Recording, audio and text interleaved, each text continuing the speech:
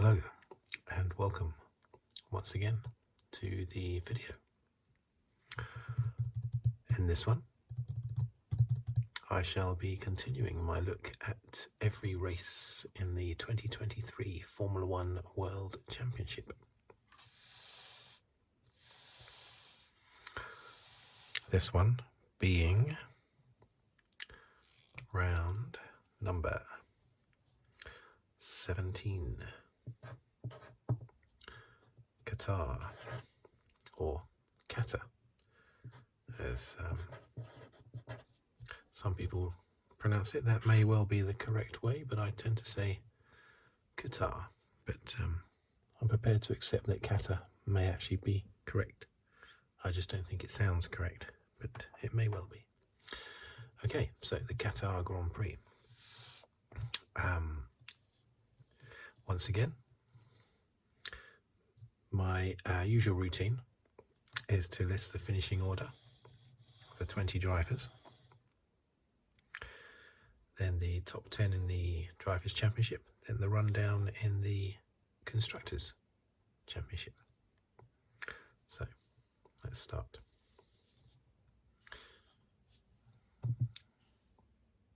Focus. Okay.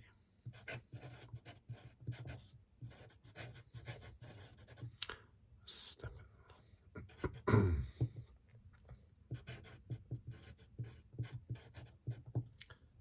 Piastri. Norris.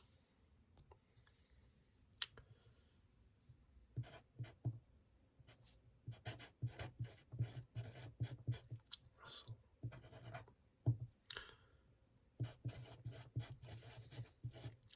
Leclerc.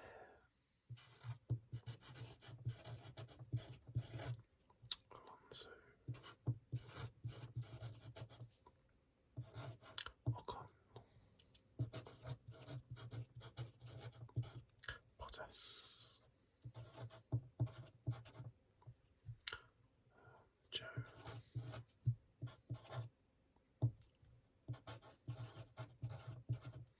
Perez. Stay in focus.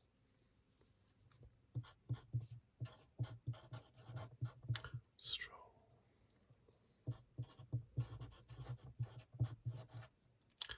Gasly.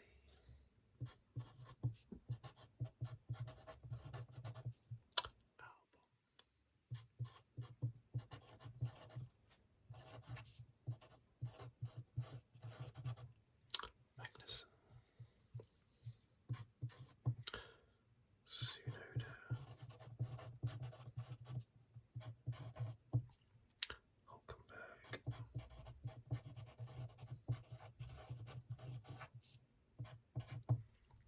Lawson.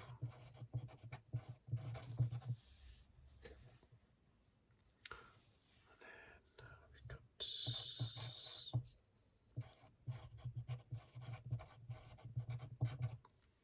Sargent.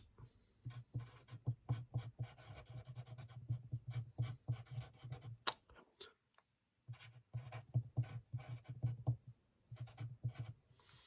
Sainz, although of course Sainz technically, I'll do two lines here. I'll do a line to show Sargent and Hamilton didn't finish, and then another line to show that Sainz didn't start. Okay, so championship positions.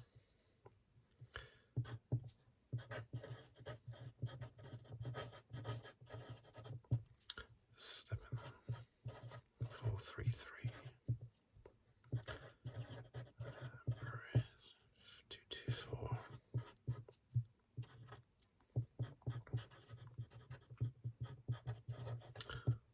Hamilton, 1-9-4.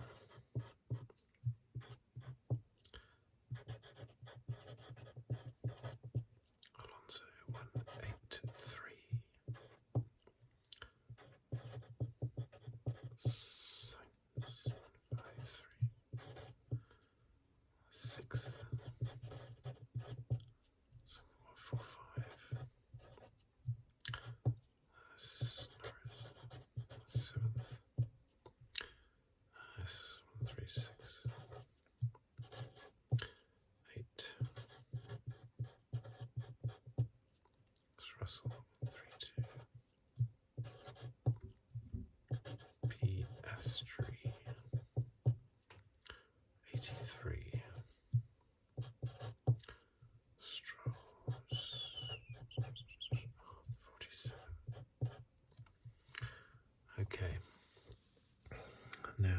Hopefully that's still in focus nicely. Just do a little rundown now of the top 10, or the 10 Constructors' Championship. Hopefully, if Andretti make it into Formula 1, we will be talking about the top 10 out of 11. But I think the teams are going to put a stop to that, unfortunately. Right, so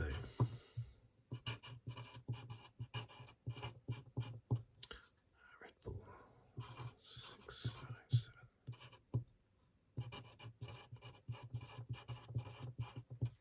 Mercedes 326. Ferrari 298. Aston Martin 230. Focus. Okay.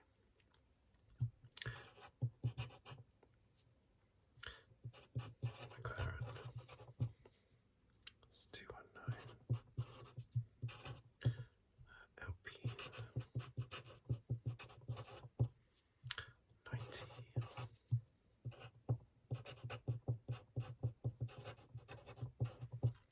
Williams 23.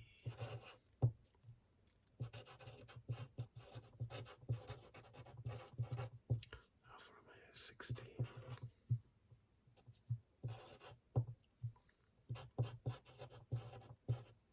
S 12.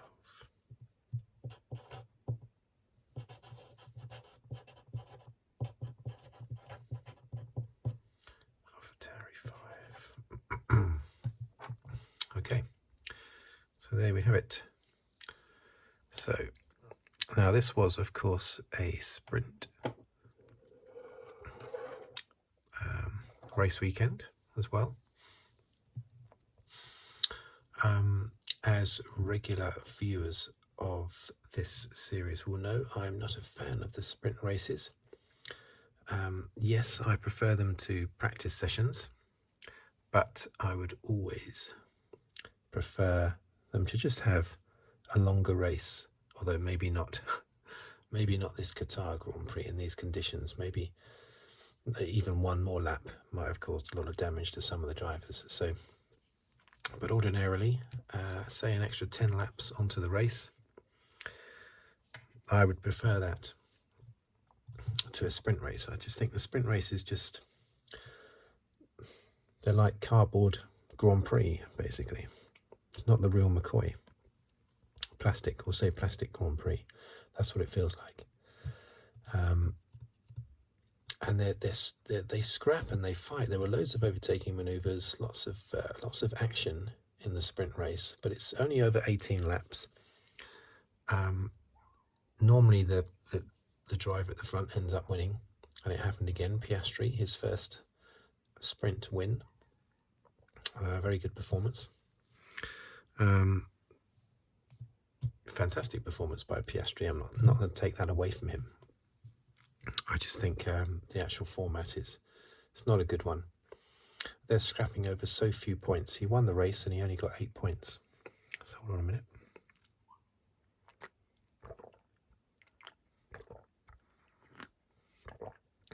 You know, he only gets 1 point more than the person he beat into second place. So I'm not a fan, but I still prefer them to the extra practice sessions. So well done for Piastri, but I'm not really going to talk about the race because I'm not really into them. But great performance by Piastri. In the main race, of course, all the talk after the sprint race and before the main Grand Prix was about the tyre issues. I've not known tyre issues like this since the 2005 US Grand Prix, where I think it was it the Michelin runners or the Bridgestone runners that couldn't take part? Anyway, it only left 6 cars on the grid. I think it was, I can't remember. It was either Bridgestone or Michelin. They were the two tyre suppliers, and one of them had a major problem with their compounds on the racetrack, on the resurfaced Indianapolis racetrack. This is similar. It's not quite the same. For starters, there's only one tyre supplier at the moment, of course. There's no tyre war. There's just Pirelli. But this was all down to health and safety, down to the curbs that were seen to be munching the tyres too heavily. Something that happened 2 years ago. Did it happen last year? I don't know, but I know it happened 2 years ago at Qatar. And earlier in the year, apparently, sort of at the beginning of the season, Pirelli did say that this could happen at the Qatar Grand Prix. But nothing was done about it. Whether or not that's true, I don't know. That's just what they said after the race. So, did that create an exciting race? Because they were unable to do anything to the track apart from paint the what do you want to call them? Well, I suppose paint the edge of the track. To bring the edge of the track in, they painted the old red and white stripes on the track in order to avoid the drivers going too far off the track and hitting the really aggressive rumble strips, basically. The problem with that is that the drivers can't tell where the edge of the track is by the feel. They can only go by sight, and that, as was proven the case, proved very difficult in the actual race. But anyway, what they did is they said that no tyre was allowed to go. This is what the FIA said. That no tyre was allowed to go more than 18 laps from new. So of course sometimes they put on slightly older tyres that might have done 4 or 5 laps, so they would only be able to do 13, 14 laps. This of course created chaos with an absolute ton of pit stops left, right and centre, and also meant that the drivers were driving flat out all the time because they didn't have to conserve their tyres. And of course it was an extremely hot race, 40 degrees during the day, big sweeping fast corners with lots of G-force, and of course it wore out the drivers, didn't it? After the race they all said that it's the most difficult race that they'd ever been in. If not the most difficult, then one of the most difficult. Did it make the race more exciting? It made it more confusing. There was lots of action on the pits, of course. Positions kept being changed. At one point, Albon led the race in his Williams. Also, we were denied the threat to Red Bull that Mercedes may well have supplied due to Hamilton misjudging his entry into the first corner and crashing into his teammate. You could possibly say, I mean, it's definitely Hamilton's fault, which is why I was surprised that his initial reaction was to blame his teammate. But I suppose they always do that. It's always that initial response. In the car, he said, I've been taken out by my teammate. Later, he looked at the replay and he realised it was his fault, and he admitted or took full blame for the accident. Clearly it was Hamilton's fault, but you could possibly argue that maybe Russell should have been a bit wiser to that. At one point, he's alongside Hamilton.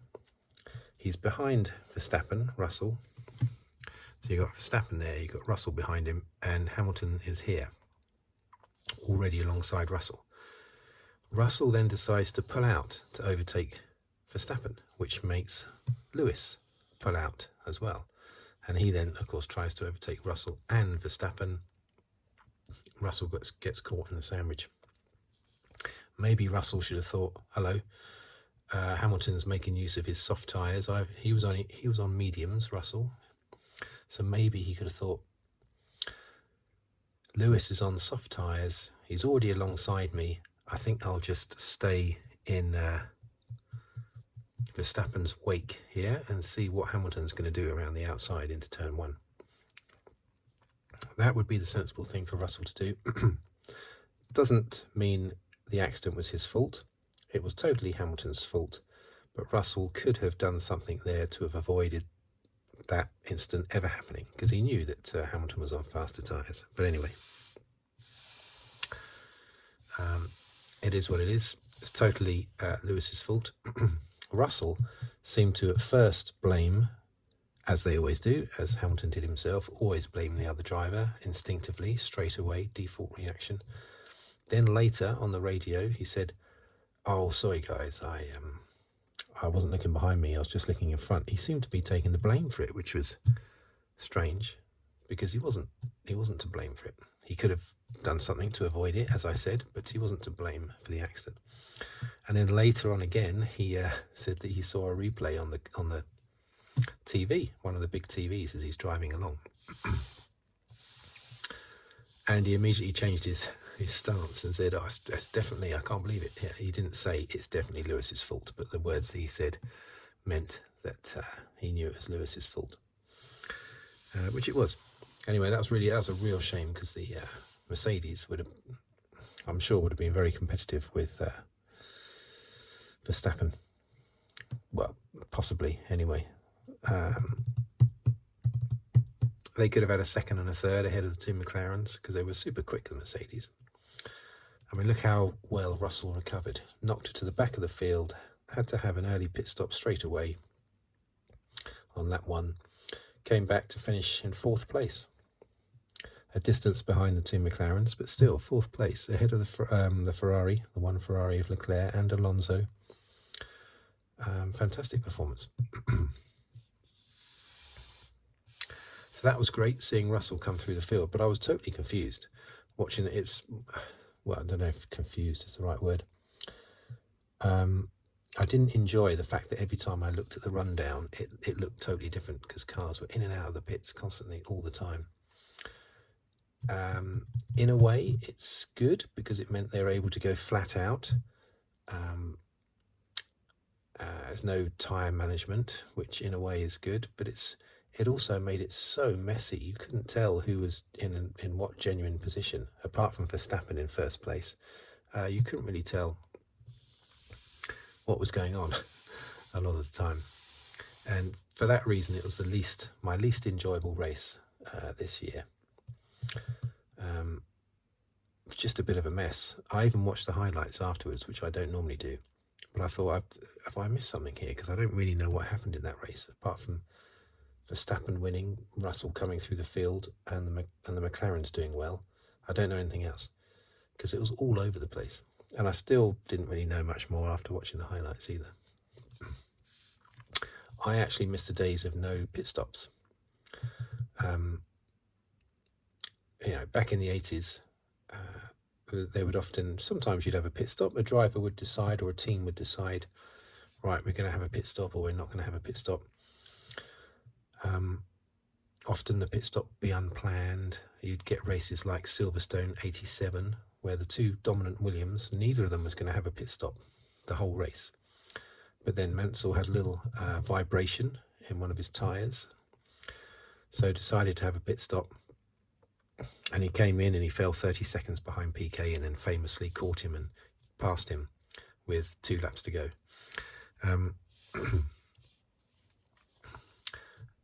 And I miss those days where having a pit stop was like a tactical decision. Shall we have a pit stop? Shall we not have? And then you go into the pits, it's, oh my goodness, that driver's come in to have his pit stop. Nobody else is stopping, but this one is, and he's going to be half a minute behind, but he's going to be super fast on his fast tyres. Now they're all in and out of the pits constantly, non-stop, and too many pit stops. Too many, not just this race, in general in Formula One. the whole idea that you have to have 2 different compounds, you have to race on 2 different compounds as well to try and encourage more pit stops. Too many pit stops. You know, it was even worse when we had refueling, of course. By the way, Verstappen got the fastest lap. Let's put that down there. The McLarens were very close to Verstappen, of course. They only finished, was it, I don't know, 6 or 7 seconds, Piastri behind Verstappen. Great performance. Norris at the end, I think, was quicker than Piastri. But fantastic performance by Piastri again. 26 points scored in this Grand Prix across the sprint race and the Grand Prix. Norris, I think, 22 points. Leclerc, a very lonely race in his Ferrari. Alonso complained about, well, he didn't just complain, he obviously had a very hot seat. Not so hot now. His seat is not so hot with Aston Martin dropping down to 4th in the championship, but that's I digress. Yeah, so he had a very hot seat that was burning his bum, apparently. All the electrics behind the seat. Something was obviously short-circuiting or something, I don't know. And some heat was being leaked there underneath his seat. So he had a rough old ride, and he went off the track at one point. Ocon, he threw up in his helmet on about lap 15. Now, I've known that in the past. I remember in the 80s a driver throwing up in his helmet, but I've not known that since. Maybe it's happened since, and I just don't know. But that's quite something, that is. Poor old Esteban, and he came through to finish 7th, 5 places ahead of his teammate Gasly, with vomit sloshing around inside his helmet. God dear. That's bad, isn't it? At least it was his own vomit, I suppose you could say. Alfa Romeo's fantastic, good old points haul there. Gets them past Haas. I can't help but feel sorry for Haas and Günther Steiner, of course. Everyone loves Günther Steiner. Come on, I really want Haas to score some points. I'm no fan of Magnussen. I love Hülkenberg. No fan of Magnussen, but I really do like Hülkenberg and Günther. So I want them to do better. So it's not good that they slipped to 9th.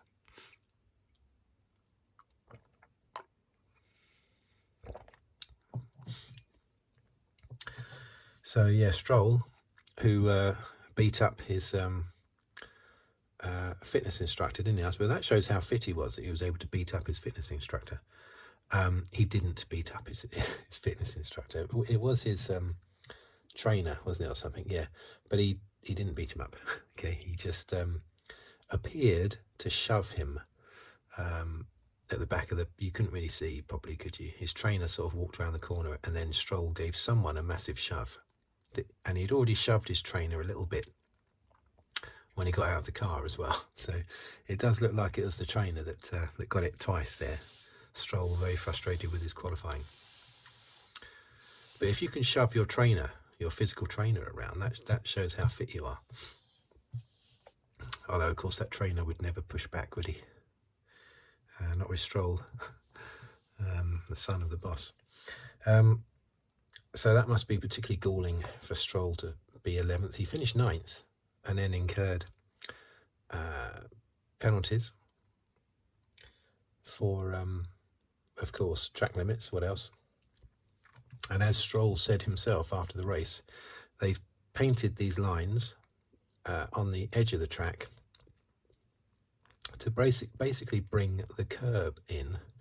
They've shortened the track, so, and they seem to think that would help. All it means is that drivers are just going to go wide because they're not used to that. They're not used to that layout. They're not used to the edge of the track being brought in. And of course, all that was done was it was painted. There were no rumble strips there, curbs or anything. So you go over that painting, that painted tarmac, and you're not going. If you can't see it clearly out of the car, you're not going to know that you've gone off the edge of the track.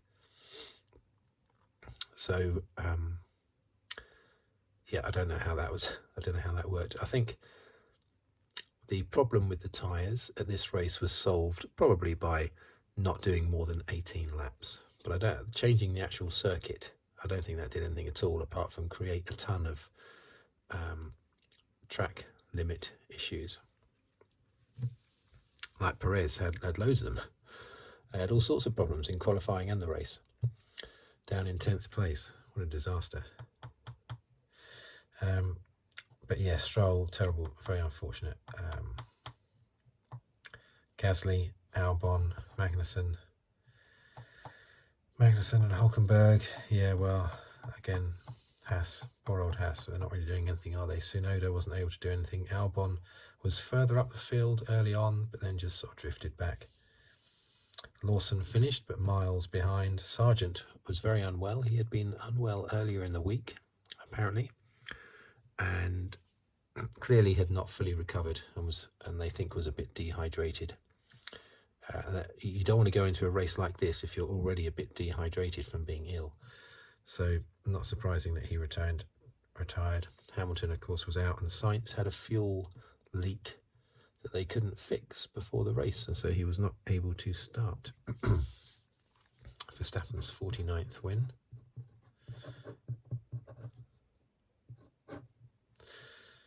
I'm very excited about these McLarens. That's great. Let's just hope that continues next year, because Formula One is very popular at the moment. Netflix has made it very popular. Extra races in America, making it very popular. Somehow its popularity is still growing despite the what many would consider the boredom of Verstappen winning every race.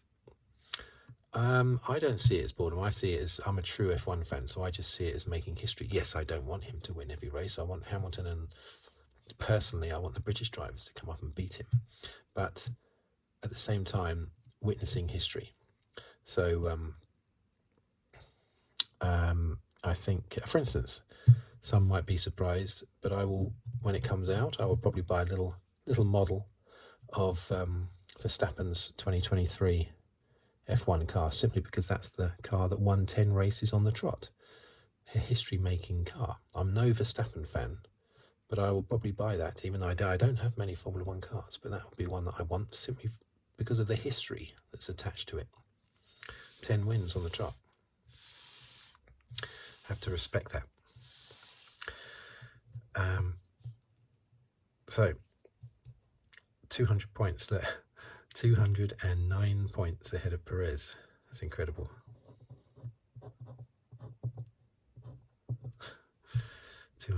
Hamilton, his first failure to score this year. And Perez failed to score as well, of course. No, he didn't. He scored 1 point, didn't he? And I don't know what I think Hamilton scored more points than Perez in a sprint race. But it's so few points anyway that it doesn't really make a difference. So he's still roughly the same amount of points behind Perez.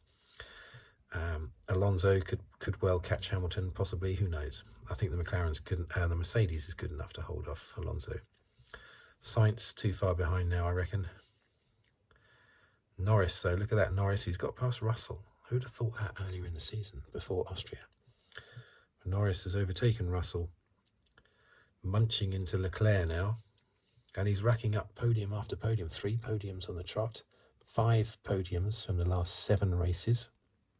Or is it 8 races? I think it's 5 from the last 8 races for Norris. 4 seconds and a third. Piastri charging. He only just recently entered the top 10, and already he's got nearly double the points that Stroll has got. It's fantastic. And here you've got Aston Martin and McLaren. Look at this. 11 points. Now, just, even I think after the last race, I was still saying that I didn't think McLaren would catch Aston Martin. Clearly they are. Clearly they're going to go blasting past Aston Martin, unless Aston Martin can pull something amazing out of the bag. Because McLaren are just, at the moment, they're just unstoppable. Are they going to catch Ferrari? Ferrari should hold them off. But who knows?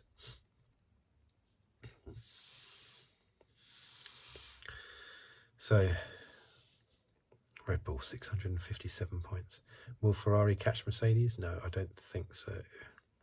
What's terrible for McLaren is that they've been, for a number of races now, they have very much so been the second best team, possibly even the best team, but just second to Verstappen, not to Perez. And yet, the one race where Verstappen is taken out of the picture in Singapore, Ferrari seem to suddenly get their act together and come blasting through for a fantastic win by Sainz, with the McLarens, or at least one of them, Norris, right behind.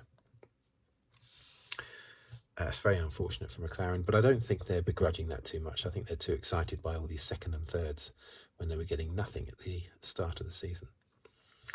So there you have it, the Qatar Grand Prix. Lots of action, but too much action. I like it when you see a driver builds up a bit of a lead, and you used to get this decades ago, and they would be, 12, 15 seconds ahead, 20 seconds ahead, and then something would happen. The car in second place would suddenly, find a different setting or something, or would sort out a bit of fuel balance irregularity or something. I'm just making stuff up, but something would happen where that driver in second place was able to suddenly just find a little bit of pace, or they would just get motivated by the crowd or something, and you would see them chipping down that lead, closing. Could the guy in first place hold them off? I love those races. Now you don't get anything as simple as that, because in the time that it would take for someone to chip down a lead over the space of 20 laps, nowadays both of those cars have come into the pits about 2 or 3 times in those 20 laps, and there's safety cars all over the place. Back in the 80s and early 90s, certainly throughout the whole 80s, you never saw any safety cars at all, not a single one. Then suddenly in the sort of like the early to mid 90s, they suddenly came up with, I remember the 1992 French Grand Prix is the first time I remember seeing a safety car in Formula One.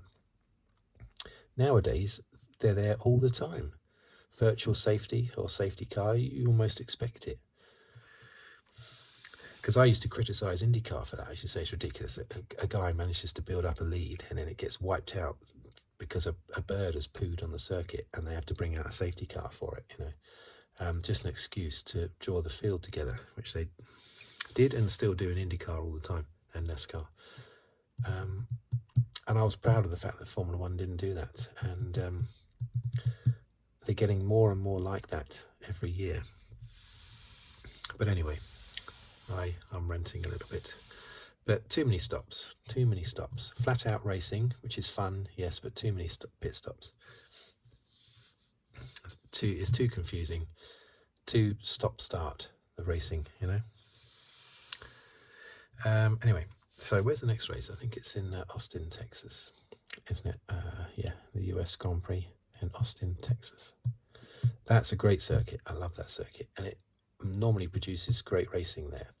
I remember, was it I can't remember the year. I think it was one of Vettel's championship years where Hamilton closed him down and eventually caught him and got past him. And that was great because you saw that bit by bit, Hamilton chipping away at Vettel bit by bit. That's great. I love that. No pit stops to get in the way, no virtual safety cars or full safety cars. Just one guy chipping down the lead of another guy, lap after lap. That's great. That's what you want to see. What I want to see anyway. So there you have it. Austin Grand Prix in 2 weeks' time. I will hopefully see you there. Thank you for watching and thank you for listening. If you'd like to subscribe, please do so. Let's get that back in focus for the last minute. And if you'd like to subscribe, please do so, or like the video, or comment, anything like that. And I will see you on the very next video, whatever it may be about. So, goodbye for now. And thank you very much.